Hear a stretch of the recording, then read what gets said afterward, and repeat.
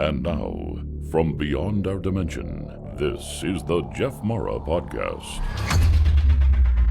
Here's Jeff. My guest is Happy Ali, author and prophetic dreamer who's also had a near-death experience. And during that experience, he tapped into higher intelligence and downloaded instructions on how to live. Happy, thanks for joining me and welcome. Thank you so much for having me on the show, Jeff. I am excited to be on this show today. Well, we're excited to have you. And if you don't mind, let's start on the day you died and go from there. Well, my near death is literally near death. I almost died, but I did have a very profound experience. I had a self-induced experience and I tried to kill myself, and not because I was depressed or sad. I was just really curious as to what was on the other side, why people suffer so much, why my friends who were so much older, I was 17 at the time, why my friends who were in their 30s and 40s, because I had a lot of friends, they all had the same issues in life. So I really was just curious. And I thought, if this is all that there is and everyone's going to have issues for the rest of their lives, why are we living? What's the point? I wanted to figure out what the point was. So I cooked a bunch of pills in my food and in my spaghetti, and ate most of it and laid down, intending never to wake up again. And my mother, who was living in Iran at the time, this is 1995, had a dream that I wasn't eating well and called me. And I think I had enough strength to push the speaker button just to see who was calling, maybe my one last phone call before the end. And it was my mother, and I was pretty out of it. And she said, I had a dream that you're not eating well, so promise you're going to eat well. And I said, I promise. And I hung up the phone, and I saw just a little bit of spaghetti left on that plate. And I decided to eat it as a promise to my mother. I was keeping my promise. And I ate it, and it kicked my gag reflexes in, and I basically just threw up everywhere and passed out. And when I passed out, I just remember everything being dark. I didn't see a white light or anything. I didn't float above my body. I just saw a lot of just darkness, and certain issues that were active in my life were popping up. And it was almost like I was traveling, and issues were coming at me, or ideas were going past me, but I wasn't really going towards any light. And it was kind of instant, and where I just fell asleep, I guess. And I don't remember anything. And I woke up in the morning, and I had gone to sleep just feeling like a regular person and with lots of questions, having a very normal, emotionally, I was very average. I wasn't really super happy or super sad or anything. And I woke up just feeling elated, like I was high on everything. And I just felt like I knew so much. I immediately woke up just with this knowing that everything is great. And there was so much, and it didn't all just hit me at once because it was too much information. The only weird thing I remember is that I had a 2-minute precognition. So 2 seconds, sorry. So I would see a door open and someone walk in, and then look, and the door would be closed. And a few seconds later, the door would open and the person would walk in. So I really understood things were more energetic first before they were physical, because I was getting to see everything in advance. And then that night when I went to work because I felt so great. And when I came home, I remember I started writing, and so much knowledge just came out of me, so much information, so much data that I did not go to sleep with. And I honestly thought that I had died, and they had thought, maybe this is a fresh body. Let's put a really wise soul inside of this body so it can use up whatever the remaining life is in this body. And I really thought I had become someone new, because in 1995, it wasn't like now where you can look up NDEs or look up accidental enlightenment. Or I had an accidental awakening, and I learned the secret to happiness, which was changing a perspective. And there's always a different way to look at life. I learned about reincarnation. Like, I knew that we come back. I learned that we're infinite beings. I lost any fear of death if I ever had any. I learned the power of energy and thought and the power of positive thought. There were so many things that I learned. And I walked away feeling like just this, enough, equipped with enough information to be able to live an amazing life. And that's when people started calling me happy and jolly and things like that. And I kind of tattooed the name into my legally onto myself so that it wouldn't fade, because I was so afraid it was going to fade. But I had this intense calling now to help other people, because I felt like I had been giving this information and now I had to share this information. But it turns out the world wasn't ready to take or nobody really wanted to take advice from a 17-year-old kid. And it wasn't until about years later, when I discovered other channels and people who tap into higher intelligence that were teaching exactly what I had downloaded, that I realized, oh my God, wow. So that was the most profound day of my life. Happy, thanks for sharing your experience with us. If we go back to when you were visually seeing these issues, would you consider that to be something like a life review? That's what I kind of thought it would be, but it was more of a life review of things that were not resolved. Hmm. So it wasn't that I was seeing my life. You know how they say you see, you have you see all your life in a flash, in an instant. It was only the people that I had unresolved issues with, and they were the ones that popped up. And I felt that I was being shown that these are the things that I need to address, or I didn't get to address, and they were unfinished business.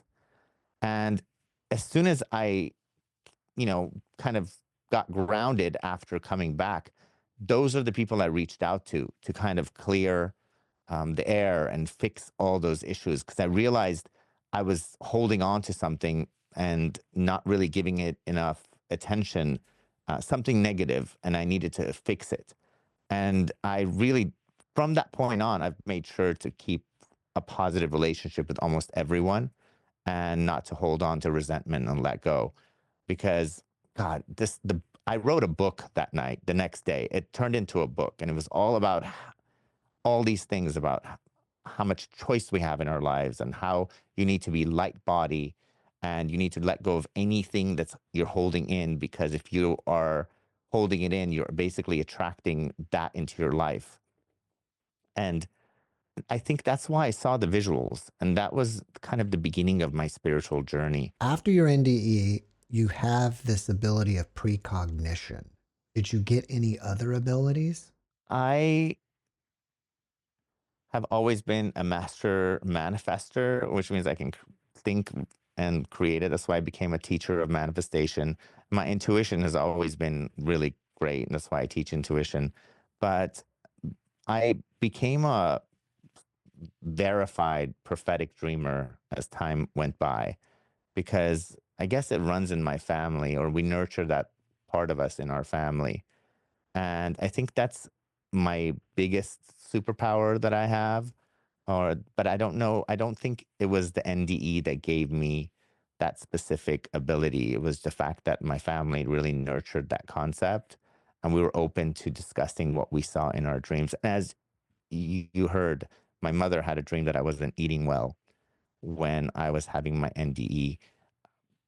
And but through meditation, I have learned, gained new techniques of ways of accessing the supernatural, but they were all deliberate. It wasn't, other than the prophetic dreaming, every superpower that I've gained has been a deliberate act of nurturing something. What are some of the most prophetic dreams that you've had? Well, I believe that your soul has a purpose in life, and your soul had an agenda when it came into this world. And for people that are hard-headed like me, uh, for people that are hard-headed like me, and sometimes dreams are the path of least resistance to send me my message.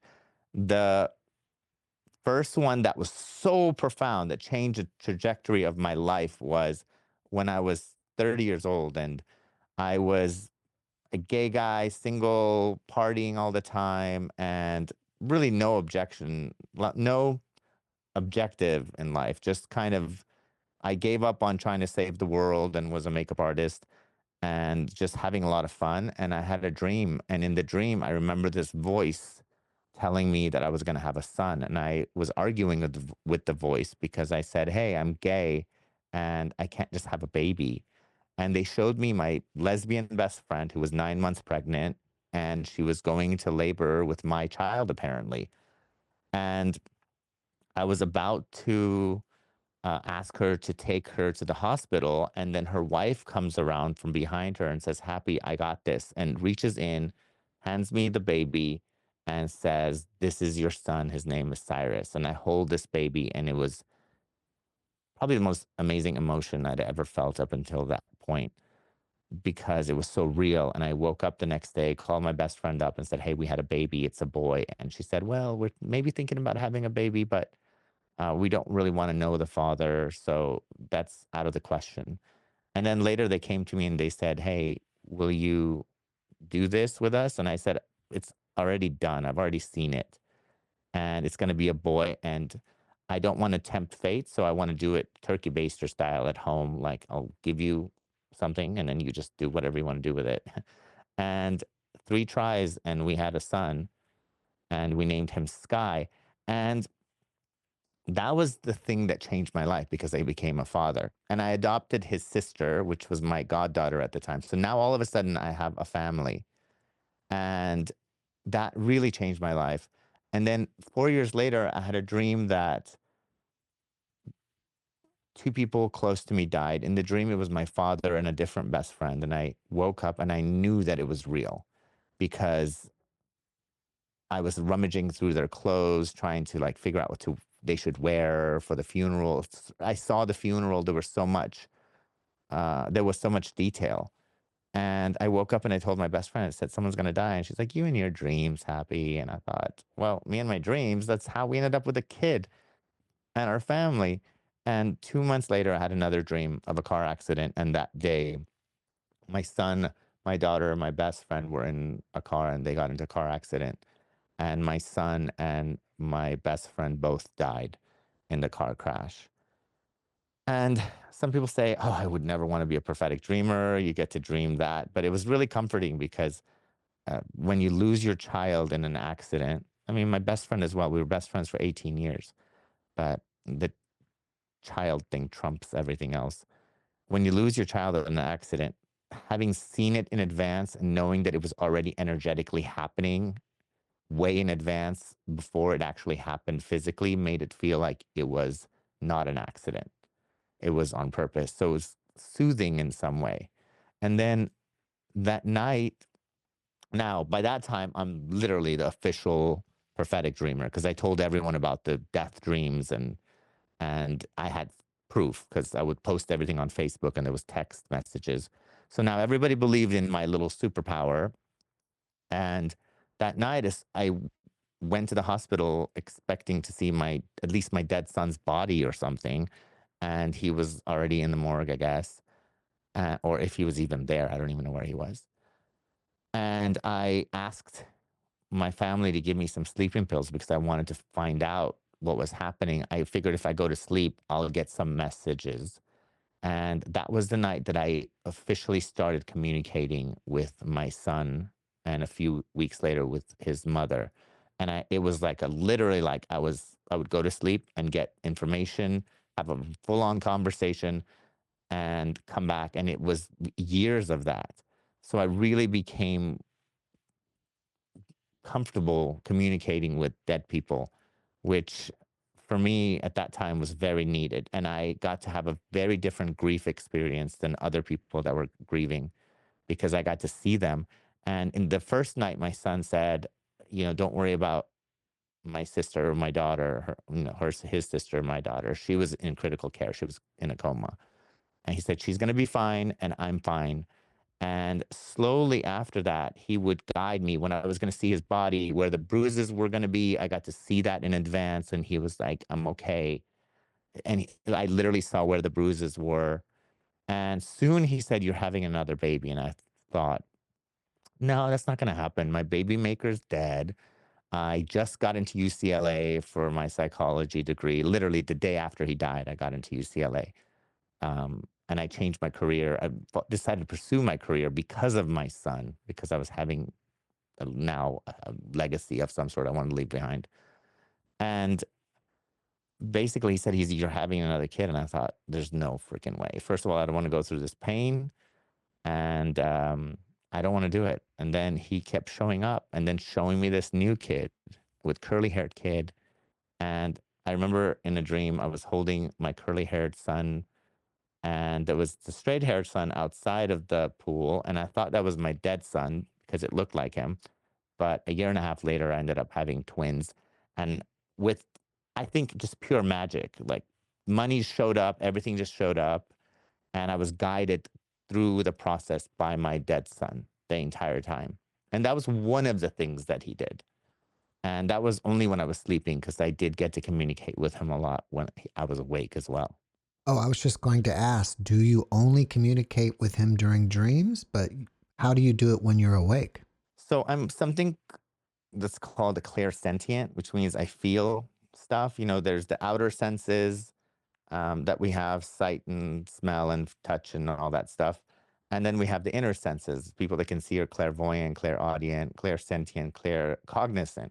So I'm claircognizant and clairsentient, which means I feel stuff, feel energy, and I just get downloads. So those are my superpowers, I guess.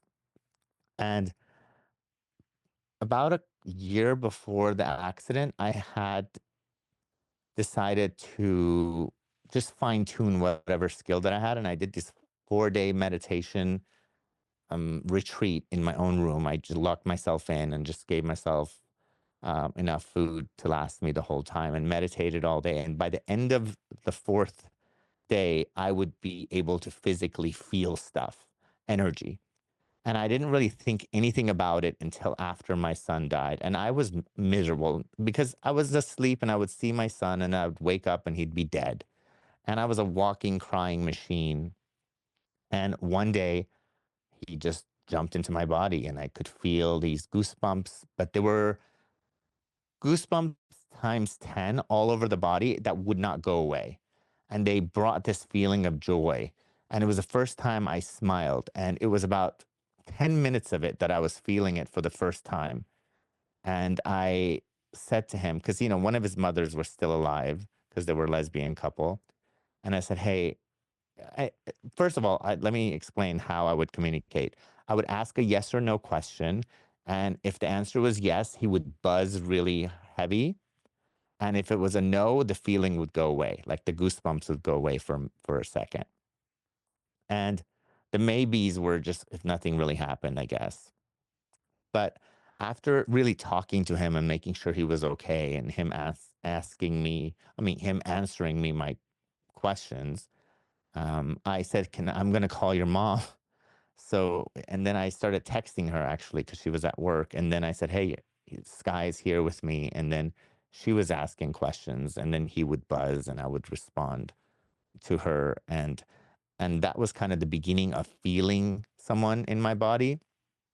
And about a month later, I was driving and I felt the energy in my body, but it was significantly different than who he was or what I felt. And I knew it was my best friend. And that was the first time she jumped into my body, but it wasn't the last. It was definitely the most intense experience because I didn't think that I could energetically tell the difference between two different spirits. And, you know, there was a time about a year into it where I thought, I must be imagining all this stuff. I'm having these dreams, I'm getting all these answers, and I'm having these feelings, and I'm just making it into something that it's not, because I'm a grieving dad that's holding on to, grasping at straws, basically. So that night I was drinking. I drank a lot during the mm, my grieving stage, and I had fallen asleep, and then I woke up because I had to go to the bathroom. And that was the day that I finally gave up. I said, it's all fake. It's all fake. And I woke up at around 2 a.m. because I had to go to the bathroom. I was about to get up, and I remember at the foot of the bed, I see a silhouette of a person. And I thought it was my best friend's wife, Rachel. And I said, Rachel, is that you? And then I looked, and it was not. It was my best friend, Trisha, the dead one. And she was right there. And I, made sure that I was awake. And like, I mean, I had to go pee so bad at that time. So I was about to get up to go to her, and then she jumped into my body, like as it like really. It sounds like it would be so scary, like some horror movie style spirit coming and jumping into my body. And in that moment, I lost all my vision, and it was like TV snow, when it's like there's no channel and you just see that snow. And I got my sight back. I opened my eyes up, and I felt like my arms were just jumping up and down because I was energized beyond anything I'd ever experienced. Now, it was a warm feeling, but it was more energy than my body had ever handled. And it was just intense. I really will never forget it because it was the most intense experience of my life. It was, I guess, what feeling like being electrocuted feels like. And I looked at my hand because I was expecting it to be jumping up and down, and it was still. And she was there with me. It was almost like she was giving me this biggest hug, saying, this is real. It's all real. You're not imagining it. Because that was not normal. There was nothing normal about what happened. Seeing her, and I'm not a clairvoyant person, so I usually don't see dead people walking around. I saw her, then the feeling was so intense. And I remember just feeling just this rush of love going through me, like she's here for me, and it's really real. And eventually I told her, I said, Trisha, I have to pee. I have to go. Like, I'm about to pee my pants. So, and I knew as soon as I got up, it was going to be gone. So I got up and I went and to the bathroom, and it was gone. And nothing like that to that extreme has ever happened to me again. When you're communicating with your son in dreams is when you actually have conversations, right? Has he talked to you about other stuff besides, how he's doing and how you're doing and, you're going to have another kid? Well, we have or had a great two-way conversation, but it was almost like he would give me the answers to the questions that I had. The only thing that he didn't do that wasn't a direct answer to questions that I had was telling me about the children, because he was guiding me. But one of the biggest questions I had was, why did you die, for example?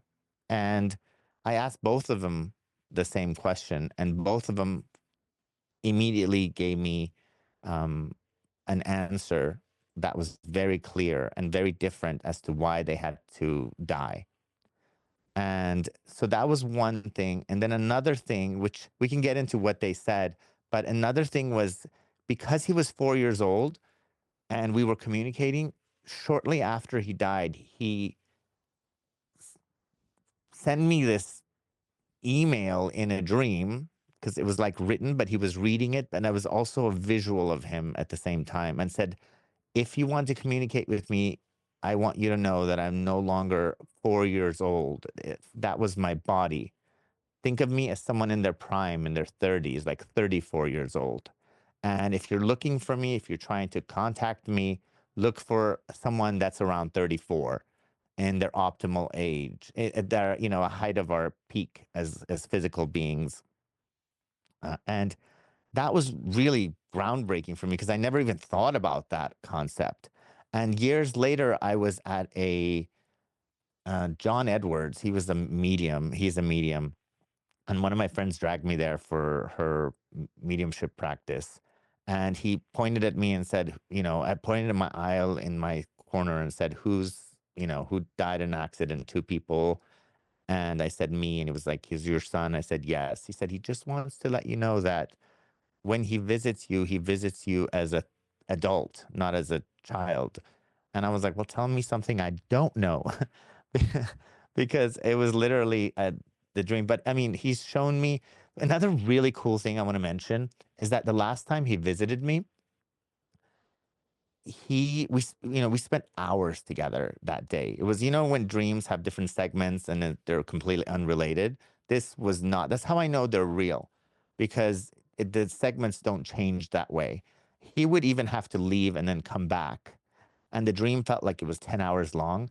But he was so curious about my perspective of his life, because he said my 4 years were so short that it's almost nothing compared to my experience. But I'm really curious. Will you tell me more about it? What was it like? Can you remind me? It was almost like, for him, it was a blip, and he wanted to know more. So the last time we communicated, he was more curious about my perspective of his life, and to remind him of his life on Earth than it was than I was. I was just happy to pet this. I was like petting his hair, and it was a grown man in my lap, but I knew, it was my son. But it was fascinating how, for him, he was curious about his life from my perspective. If we go back to prophetic dreams for a moment, how do you think that works? Is the future already predetermined? So I do believe that there are certain things that are energetically set into motion, that are at the point of no return. So I believe that we are the creator of I believe that we're the creator of our reality, and we create everything using thought, and thought becomes thought form, and that becomes energy, and energy starts to attract or become more mature until it becomes so mature that it becomes physical. And I do believe that there's a point where the energy has matured so much that it is now at the point of no return, that it is inevitably going to show up in our life in this particular timeline that we're in, unless we somehow jump timelines, which we can get into later if you want to talk about. But so I think the stuff that I'm able to see are things that have matured enough that they are not going to it's going to happen. And I'll tell you, I have a timeline. It's 2.5 months at the most. So my first dream is between 2 to 2.5 months. And I've never, other than the birth of my son, the first one, or the other ones too, I have never had a prophetic dream that was longer than 2.5 months. So my ability to detect stuff gives me and I guess I would assume that 2.5 months is how long it becomes once it becomes inevitable. It's 2.5 months before you actually physically see it. And I've seen so many other events and so many other deaths and births, and it's always within that range of 2 months.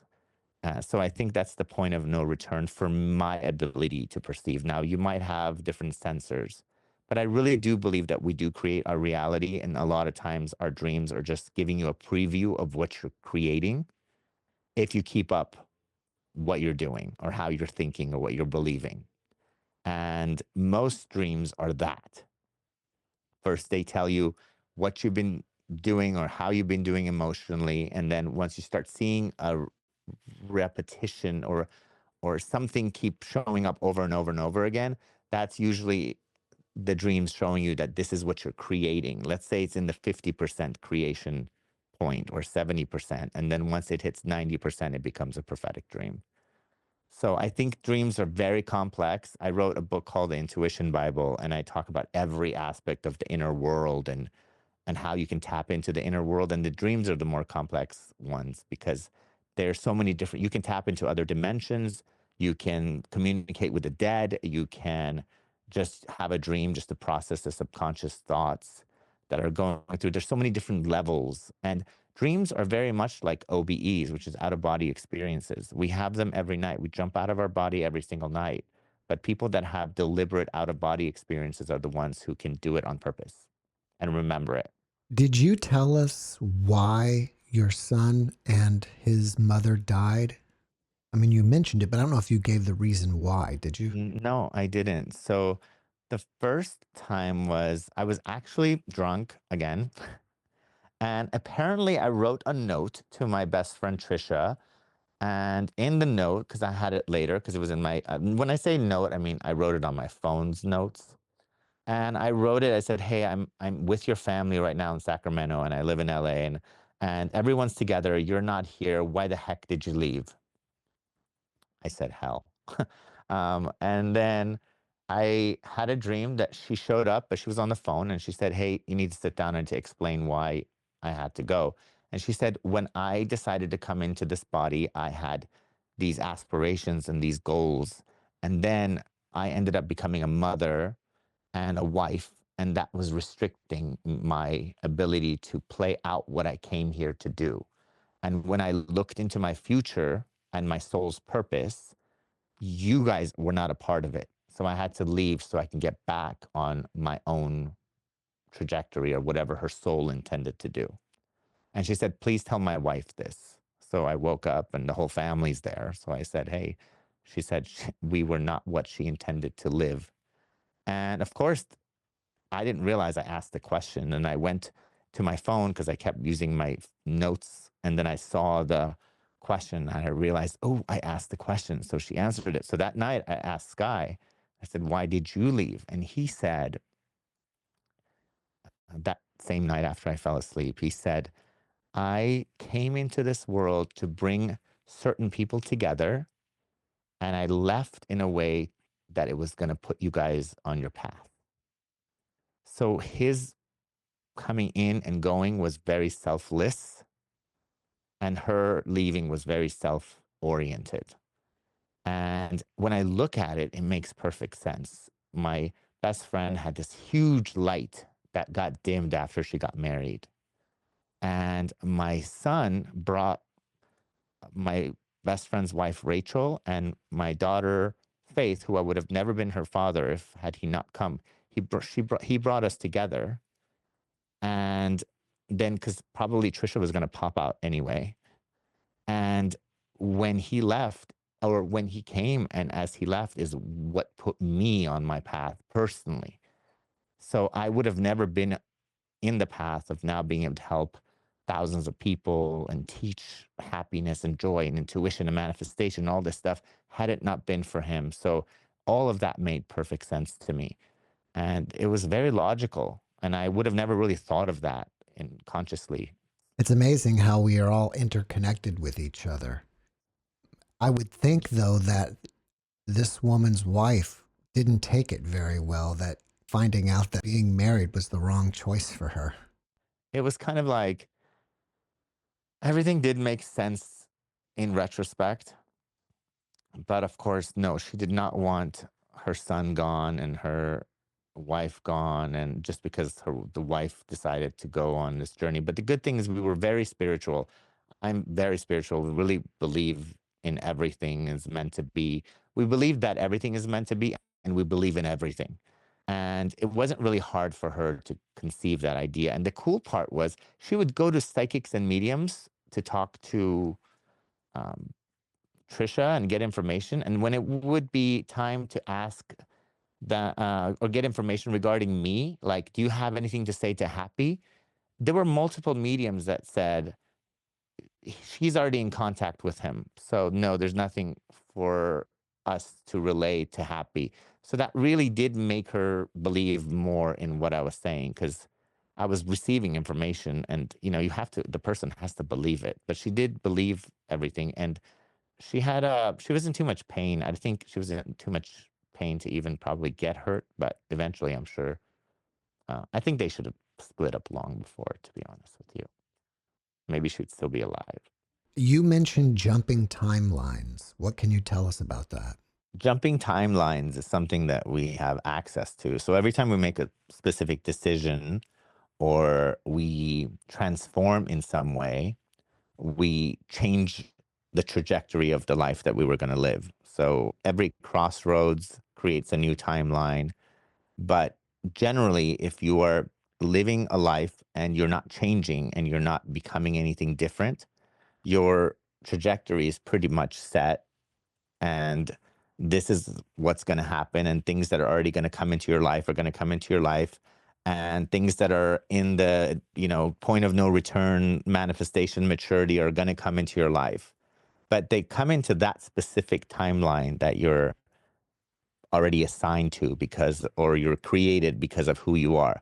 But if you have a huge mental and inner shift where you truly become someone new or think in a brand new way that you were never gonna think prior to your, transformation, then you can jump timelines and you create an alternate reality for yourself.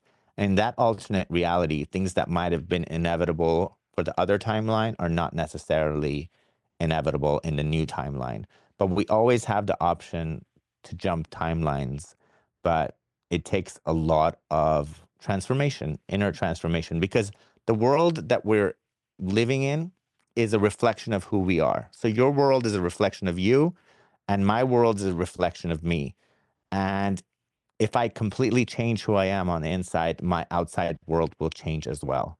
So I'm not really glued to any specific reality. But if I don't make any changes, conscious changes, or big transformations, then my timeline's pretty much being determined by who I am, and there's no, jumping around. Do you think it's a good idea to be energetically flexible and keep changing timelines? Yeah, I think that you are here on this planet to transform. We come here as souls to gain something as a soul through the physical experience. And the only thing that we take back with us is our soul. And our soul has to do, if it was just intending to come and be the same and leave, why would it even come? So it comes to transform, to become more, to become something new, to learn something. And that's what our life purpose is. That's why when things get too comfortable, something huge happens to make us create a shift. That's why bad things are usually what causes people to have better experiences. So a lot of people, I have my own podcast, and a lot of the authors that have come on my show with their spiritual awakening, with their books, they always talk about how this huge negative thing happened in their lives. And because of it, they have become someone better. So we come here to transform. Now, life can force us to transform, or we can be flexible, like you said, and explore and see how we can become someone better by being self aware and saying, hey, these are my limitations, and I want to overcome these limitations. And continuously following your desires and making things happen that normally wouldn't happen. Because if you are going to create anything new in your life, you have to have an inner shift. So I think we're here to regain our power, to remember our power, and to appreciate our power. So I do believe energetic flexibility is really good. And just knowing that your energy and that who you are is pure energy, and you just have a meat suit that you're temporarily wearing right now, but your true power comes from your inner world, not your outer world. The outer world is the outer world is what I call a printout of your inner world. So if you want to change something or shift something, change the inner world, and then you'll see the outer world is just going to shift on its own. Can you share with us some of your secrets to be happy? Well, first of all, perspective is key. So once you gain a perspective that is larger, a bigger perspective, and you can view something from a different angle, you can change the way you feel about it. Your feelings are basically a response to how you're seeing any situation and how you're viewing something. So if you're able to find, I guess, the bright side, or justify it, some people justify everything saying this is how it was meant to be. But if you can find any way to live in the moment and be able to look at and be able to be able to look at the things that you're upset about from a different angle, because there's always another way to look at something. There's always another way. You can control how your emotions, which emotions are coming out. And for example, I rented out one of my rooms to someone a few months ago, and it was a disaster. It was a big disaster. And it was actually a source of a lot of turmoil for me. And then I decided, hey, why am I being so triggered by this? And how can I look at this that would make me feel better? And then first, I believe that triggers are the universe's way of showing what we have to work on and what we haven't resolved. So then I kind of appreciated this person because they were triggering me in some way new. And then I also just started focusing on the money that was coming in because of this person. And all of a sudden it stopped being so horrible. And once you stop making a big deal about something, the bad thing disappears out of your life. Once you work on a trigger, the trigger goes away. The thing that enacts the triggers go away. And if you don't work on a trigger that you have, you can get rid of any situation in your life. But because you're here to transform, something new will come into your life to trigger you if you still have the triggers. If you got the buttons, life's going to push it. And if you keep changing the scenarios and the people in your life, the people will still show up and you still have the same buttons. They'll keep pushing it until you get rid of the buttons. So I think a huge way to look at life to be happy is acknowledge that everything's happening for you, for your transformation. It's not happening to you. Get out of victim mentality and just become the cause of your life and not the effect. When a lot of times, a lot of unhappiness comes from the idea that things are happening to you and you have no control.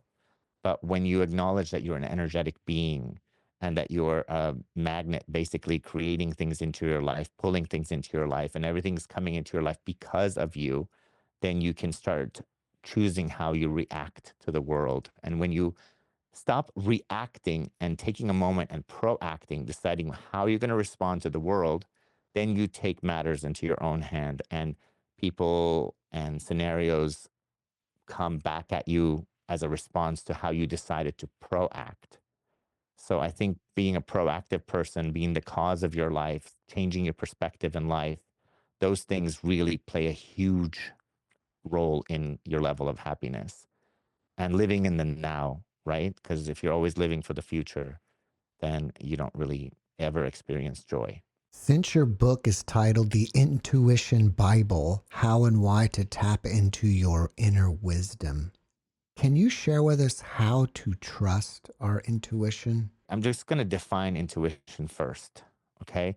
Because in most people's mind, intuition is basically just that gut feeling, that knowing that you get. For me, it is any source of information that comes from anywhere but your logical mind. So it could be an feeling and vision that you have, the universe showing you patterns in your life. It could be anything. It could be downloads. It could be any source of information that's not from your logical mind. So that being said, when you're actively using exercises or receiving intuition, I think in the beginning, it's good to question it. Just be like, well, is this information that's coming to me, is it beneficial to me? Is it fear-based? Is it love-based? Is it empowering me? And if it does empower you, and if it is coming from a positive source, that's when you should trust it. If it's something that's giving you the chills and making you feel horrible, I would not trust it because I believe that your soul and higher self and angels and spirit guides, they're the ones talking to you. And they speak in a kind way. And they usually don't try to get you to do things out of fear. Because that's how humans control each other, is through fear. That's our fight or flight system, is through fear, to not take risks, not to go somewhere new. But if it's an inspired thought that is really just compelling and it feels right, that's when you should trust it. And some people say, what if I'm being delusional? And I answer, if it's good, if it feels good, if it's making you do good stuff, be delusional. Just take the information as what it is, and who cares where it's coming from? It's either coming from your logical mind or your intuition.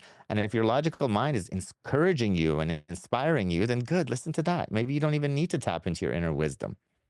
So that's actually the most important question and the number one question people ask is, how do I trust it? Now, you can even trust it, be in tune with it, be a master of intuition, And that does not mean you're going to listen to it because you can have the best friend in your life that will give you the best advice and you know it's the best advice, but it's not what you want and you're not going to go with it. So there are many times where I've been intuitively um, shown a better route to take and I ignored it on purpose because I wanted to go this way and nothing was going to persuade me from going that way. Can you give us some tips on being better at manifesting?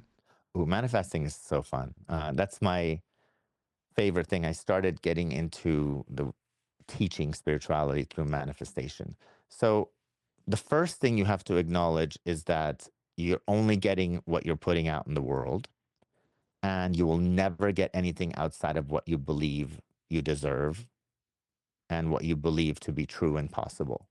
So your beliefs are very, very important. Now, of course, when you have a desire and you want something in your life, the speed at how's the best way I can say it? So when you want something and when you put a desire out into the world already has all the solutions. They're already there, everything is there. It's just a matter of whether you're able to receive the abundance that the world is trying to give you. So I really like the teachings of Neville Goddard. I don't know if you're familiar with him. He is from the 40s and the 50s, the 1940s, 1950s. And he always said, embody the end result as if that is the only reality that you want to live in. And don't ever say, I want this or I'm going to have this. Always say, I have this, and see the world from the perspective of having it. And one of the best tips is to do it when you're about to go to sleep or about to wake up, when your mind is kind of quiet, your body's still, and your brain goes into the theta waves, which is where your power lies. You're in this in between state where you're half awake and half asleep. You might be getting visuals, but you're still conscious enough to know that you are, here on your bed or something.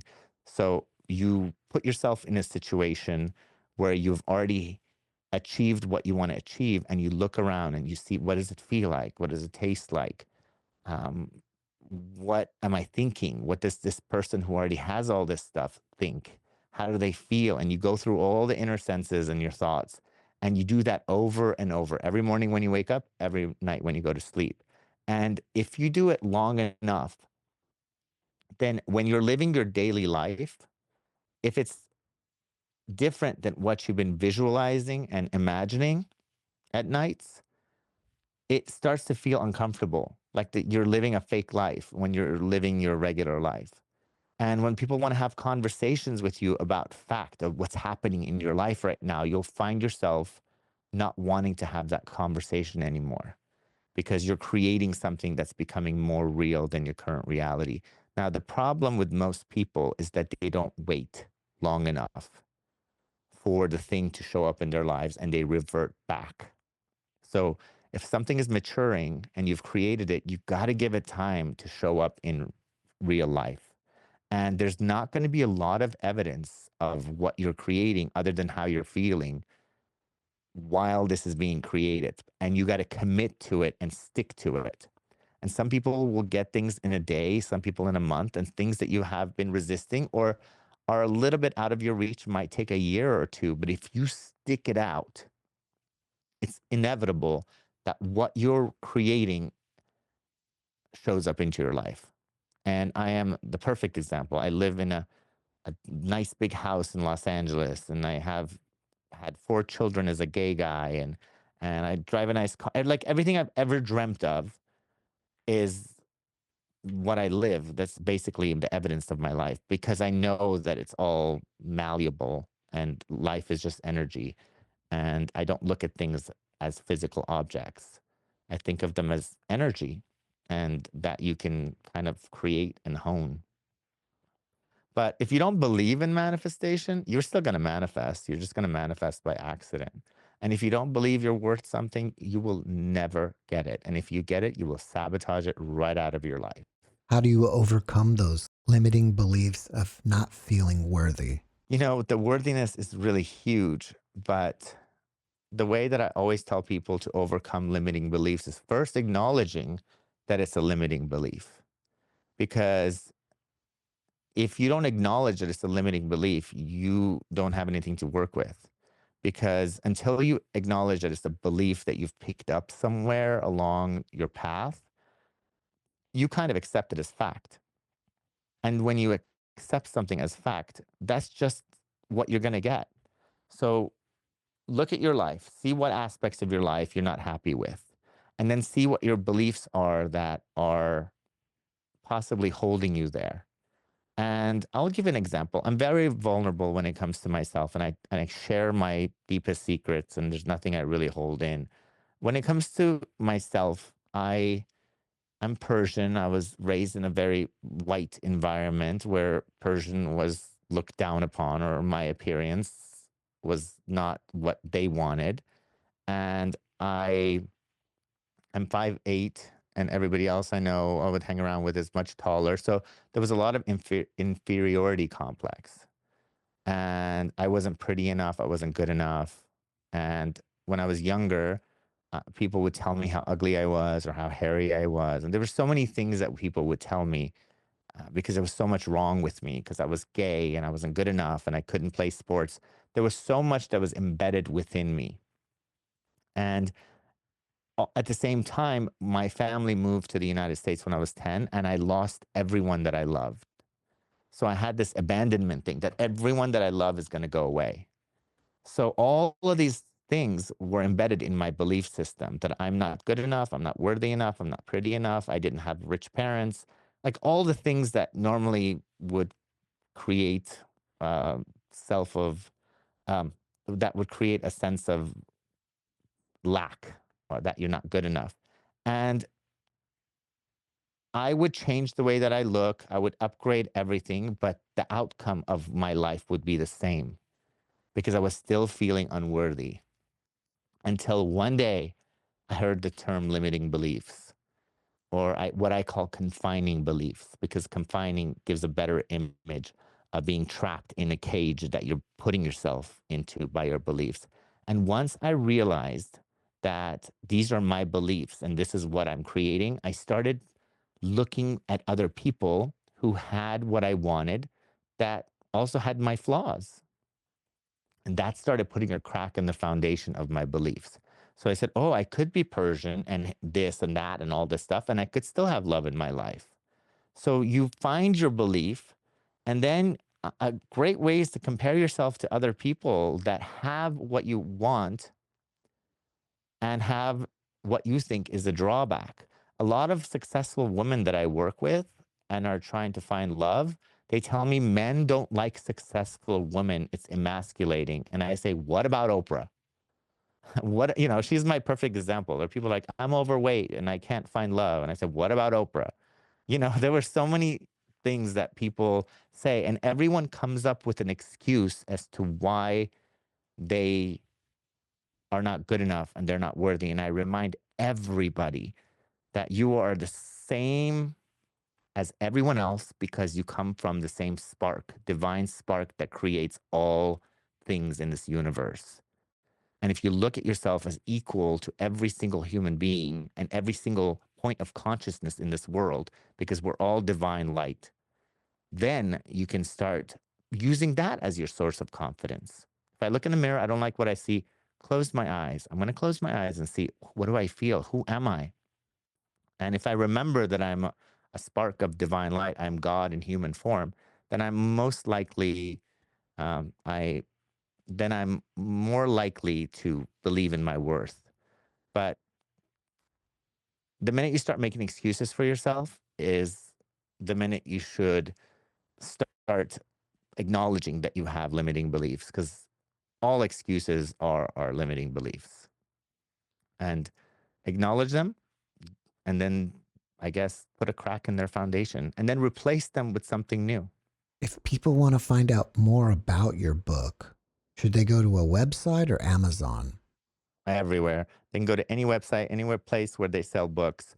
But it's available on Audible, Kindle, Amazon. I know people have Prime, so they can order the books and no, with no shipping fee. But I think the audiobook is doing really well right now as well. But it's available anywhere books are sold. And I made it like a textbook to where if you didn't do any of the exercises, you learn a lot about how the inner world works and you are happy with it. But I also have so many exercises that if you really truly want to become familiar with your inner world and tap into the aspect of you that knows what's best for you based on what you've asked the universe, then you could master those skills. And every single person has different superpowers. So I try to cover all the different versions of how people can access their inner knowing. Because I have twins, and my twins are, one's really logical, one's really emotional, and they need different techniques. It doesn't work for the same thing doesn't work for both of them. After watching this podcast, people may want to reach out to you and ask you questions. Are you open to that? I'm always open to it. So you can go to my Instagram, which is Happy Insights Official, and you can DM me there, or you can go to my link tree, which is in the bio of my um, Instagram. You just put in Happy Ali, and then it'll show up. It's a verified account, and then I'm always open to help people. I'm always open to answer questions. I that's what my calling is, and that's what gives me joy. Is there anything else that you're working on that you want people to know about? You know, this is the first time in my life that I'm living in this pure void. I have no idea what's coming, but I do these sessions, these hypnotherapy sessions that I really love. That's what I love telling people about. It's called the Inner Self Intuition Activation Hypno Session. And what I do is I have you come into the session with about 4 questions that you would ask someone wise.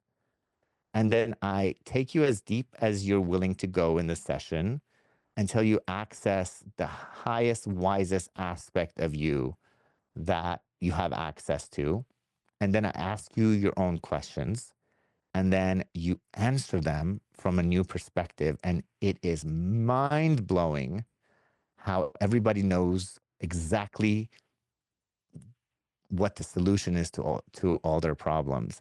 And then the cool thing is, I have your higher self or your subconscious show you what your life would be like if you followed your own advice and take you to that moment. Because when you're under hypnosis, you can really be in another world. And then I extract the vibration, the energy, the feeling of that. And then we anchor it to your body. So when you come back, it's easier to manifest it or follow your own advice. So that's one of my favorite things. But I do group coaching and I do, one-on-one coaching, and that kind of stuff you can find on my website, which is happyinsights.net. Before we wrap it up, can you leave us with one last positive message? You are never alone, and there's an infinite amount of resources, non-physical resources that are always wanting to help you.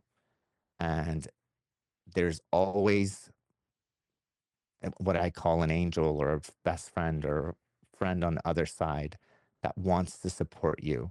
And always remember that you are part of this interconnected web, and you are never left alone having to fend for yourself. You just have to learn to quiet your mind and tap into your inner world, and the help is unlimited.